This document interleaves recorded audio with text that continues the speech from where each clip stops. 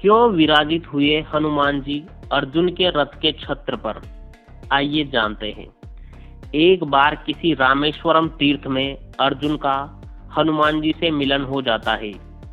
इस पहली मुलाकात में हनुमान जी से अर्जुन ने कहा, अरे राम और रावण के युद्ध के समय तो आप थे? हनुमान जी, हाँ।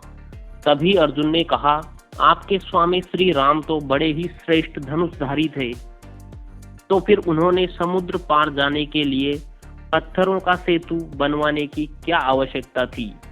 यदि मैं वहां उपस्थित होता तो समुद्र पर बाणों का सेतु बना देता, जिस पर चढ़कर आपका पूरा वानर दल समुद्र पार कर लेता। इस पर हनुमान जी ने कहा, असंभव, बाणों का सेतु वहां पर कोई काम नहीं कर पाता।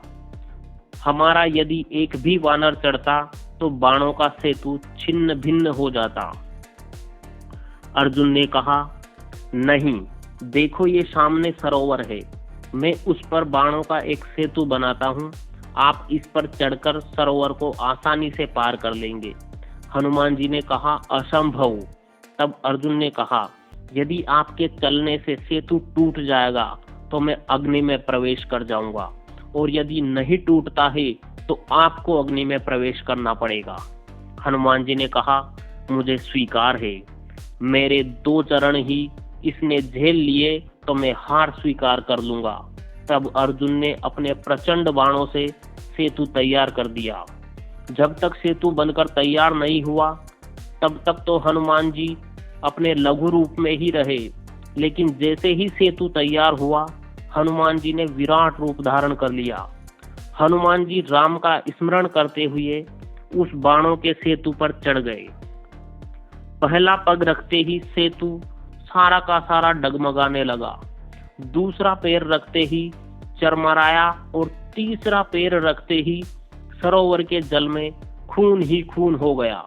तभी हनुमान जी सेतु से नीचे उतर आए और अर्जुन से कहा कि अग्नि तैयार करो। अग्नि प्रज्वलित हुई, और जैसे ही हनुमान अग्नि में कूदने चले तो भगवान श्री कृष्ण प्रकट हो गए और बोले, ठहरो। तभी अर्जुन और हनुमान जी ने उन्हें प्रणाम किया।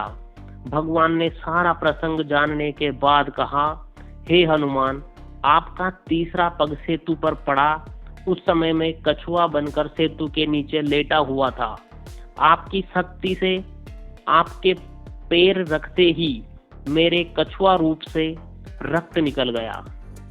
यह सेतु टूट तो पहले ही पग में जाता यदि मैं कछुआ रूप में नहीं होता तो।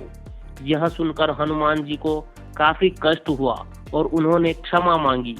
मैं तो बड़ा अपराधी निकला जो आपकी पीठ पर मैंने पैर रख दिया। मेरा ये अपराध कैसे दूर होगा भगवान? तब कृष्ण ने कहा, ये सब मेरी इच्छा से हुआ है, आप मन खिन्न मत करो, और मेरी इच्छा है कि आप अर्जुन के रथ की ध्वजा पर स्थान ग्रहण करो। तब से हनुमान जी अर्जुन के रथ की ध्वजा पर विराजमान हैं। कहानी यहीं समाप्त होती है। ऐसी ही और रोचक कहानियां सुनने के लिए हमारे चैनल को सब्सक्राइब करना ना भूलें। धन्यवाद। जय माता दी।